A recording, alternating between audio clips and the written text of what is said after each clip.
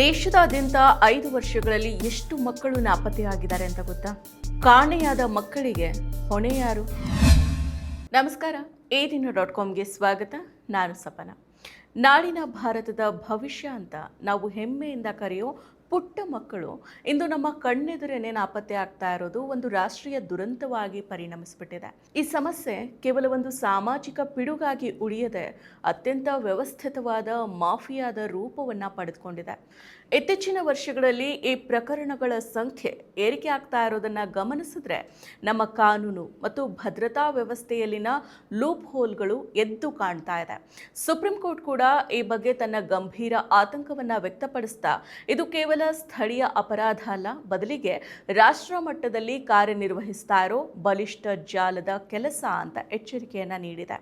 ಮನೆ ಮುಂದೆ ಆಟ ಆಡೋ ಅಥವಾ ಶಾಲೆಗೆ ಹೋದ ಮಕ್ಕಳು ಇದ್ದಕ್ಕಿದ್ದಂತೆ ಅದೃಶ್ಯ ಆಗೋದು ಪೋಷಕರ ಪಾಲಿಗೆ ಜನ್ಮವಿಡೀ ಮರೆಯಲಾಗದೇ ಇರೋ ಕರಾಳ ಅಧ್ಯಾಯ. ಕಳೆದ 5 ವರ್ಷಗಳ ಅಂಕಿಅಂಶಗಳನ್ನು ಗಮನಿಸಿದ್ರೆ ಪರಿಸ್ಥಿತಿಯ ಭೀಕರತೆ ನಮಗೆ ಅರ್ಥ ಆಗುತ್ತೆ. ನ್ಯಾಷನಲ್ ಕ್ರೈಮ್ ರೆಕಾರ್ಡ್ಸ್ ಬ್ಯೂರೋ ನೀಡೋ ಅಂಕಿಅಂಶಗಳ ಪ್ರಕಾರ ಭಾರತದಲ್ಲಿ ಪ್ರತಿ ವರ್ಷ ಸರಾಸರಿ 60,000ದಿಂದ 80,000 ಮಕ್ಕಳು ನಾಪತ್ತೆ ಆಗ್ತಾ ಇದ್ದಾರೆ. ಅಂದರೆ ಪ್ರತಿ 8 ನಿಮಿಷಕ್ಕೆ ಒಂದು ಮಗು ನಾಪತ್ತೆ ಆಗ್ತಾ ಇದೆ ಅನ್ನೋದು ಅತ್ಯಂತ ಆಘಾತಕಾರಿ ಸಂಗತಿ.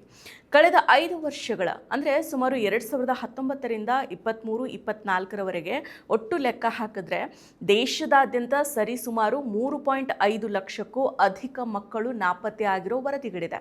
ಇವುಗಳಲ್ಲಿ ಕೇವಲ 60%ರಿಂದ 70%ರಷ್ಟು ಮಕ್ಕಳು ಮಾತ್ರ ಪತ್ತೆ ಆಗ್ತಾ ಇದ್ದಾರೆ. ಉಳಿದವರ ಸ್ಥಿತಿ ಇಂದಿಗೂ ಕೂಡ ಯಾರಿಗೂ ತಿಳಿದಿಲ್ಲ. ವಿಶೇಷವಾಗಿ ಮಧ್ಯಪ್ರದೇಶ, ರಾಜಸ್ಥಾನ, ಪಶ್ಚಿಮ ಬಂಗಾಳ ಮತ್ತು ದೆಹಲಿಯಂತಹ ರಾಜ್ಯಗಳಲ್ಲಿ ಈ ಪ್ರಕರಣಗಳು ಹೆಚ್ಚಾಗಿ ವರದಿಯಾಗ್ತಾ ಇದೆ.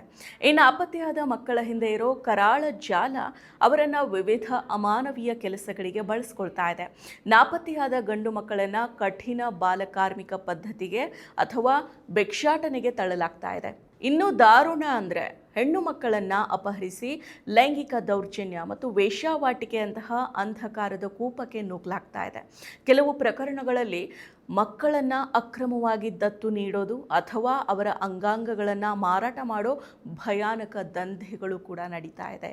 ಪೊಲೀಸರು ಕೇವಲ ದೂರು ದಾಖಲು ಮಾಡಿಕೊಂಡು ಕೈ ತೊಳೆದುಕೊಳ್ಳೋ ಬದಲು ಇಂತಹ ಜಾಲಗಳನ್ನು ಬೇರು ಸಹಿತ ಕಿತ್ತೊಗೆಯೋ ಉನ್ನತ ಮಟ್ಟದ ತನಿಖೆ ನಡೆಸಬೇಕಾದ ಅನಿವಾರ್ಯತೆ ಇದೆ. ದೇಶವ್ಯಾಪಿಯಾಗಿ ಮಕ್ಕಳು ನಾಪತ್ತೆ ಆಗ್ತಾ ಇರೋದು ಕಾಕತಾಳಿ ಅಲ್ಲ. ಇದ್ರ ಹಿಂದೆ ರಾಷ್ಟ್ರ ಮಟ್ಟದ ಅತ್ಯಂತ ವ್ಯವಸ್ಥಿತವಾದ ಜಾಲ ಇರೋ ಸಾಧ್ಯತೆ ಇದೆ ಅಂತ ಸುಪ್ರೀಂ ಕೋರ್ಟ್ ಕೂಡ ಅಭಿಪ್ರಾಯವನ್ನ ಪಟ್ಟಿದೆ. ಈ ಜಾಲವನ್ನ ಮಟ್ಟ ಹಾಕಬೇಕು ಅಂತ ಕೂಡ ಹೇಳಿದೆ. ಅದರಂತೆಯೇ ಸುಪ್ರೀಂ ಕೋರ್ಟ್ ಸೂಚನೆ ನೀಡಿರುವಂತೆ ಅಪಹರಣಕಾರರಿಂದ ರಕ್ಷಿಸಲ್ಪಟ್ಟ ಅಥವಾ ಪತ್ತೆಯಾದ ಮಕ್ಕಳನ್ನು ಸರಿಯಾದ ರೀತಿಯಲ್ಲಿ ವಿಚಾರಿಸಿ ಅಪಹರಣದ ಕುರಿತು ಮಾಹಿತಿಯನ್ನು ಪಡೆಯುವುದು ಅಗತ್ಯ ಆಗಿದೆ. ಇಂತಹ ವಿಚಾರಣೆಯಲ್ಲಿ ಮಕ್ಕಳು ನೀಡೋ ಚಿಕ್ಕ ಸುಳಿವುಗಳು ಕೂಡ ಮಕ್ಕಳ ಕಳ್ಳ ಸಾಗಣೆ ದೊಡ್ಡ ಮಟ್ಟದ ಜಾಲವನ್ನು ಭೇದಿಸೋದಕ್ಕೆ ನೆರವಾಗೋ ಸಾಧ್ಯತೆ ಇದೆ.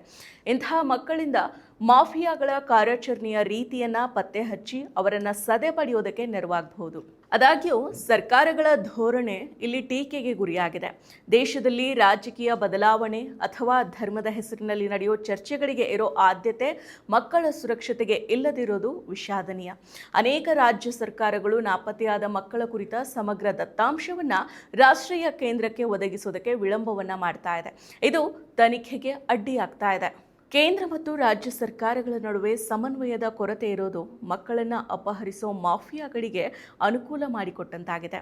ದೇಶವನ್ನು ಕಾಂಗ್ರೆಸ್ ಮುಕ್ತ ಮತ್ತು ಕಮ್ಯುನಿಸ್ಟ್ ಮುಕ್ತ ಭಾರತವನ್ನಾಗಿ ಮಾಡೋದಾಗಿ ಮತ್ತೆ ಮತ್ತೆ ಹೇಳ್ತಾ ಇರೋ ಕೇಂದ್ರ ಗೃಹ ಸಚಿವ ಅಮಿತ್ ಶಾ ಮಕ್ಕಳ ಅಪಹರಣ ಮುಕ್ತ ಭಾರತ ಮಾಡೋದಾಗಿ ಎಂದೂ ಹೇಳಿಲ್ಲ.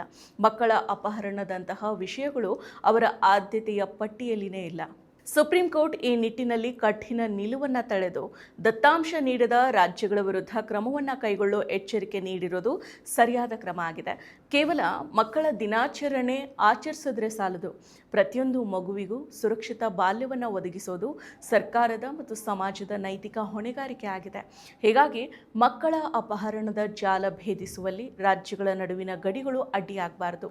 ಚಿಕ್ಕ ಪುಟ್ಟ ಮಕ್ಕಳು ನಾಪತ್ತೆ ಆಗ್ತಾ ಇರೋದಕ್ಕೆ ಸಂಬಂಧಿಸಿದಂತೆ ಪೊಲೀಸ್ ಠಾಣೆಗಳಲ್ಲಿ ಕಾಟಾಚಾರಕ್ಕೆ ದೂರು ದಾಖಲಿಸಿಕೊಂಡು ಕೈ ತೊಳೆದುಕೊಳ್ಳೋ ಮನೋಭಾವ ಸರಿಯಲ್ಲ.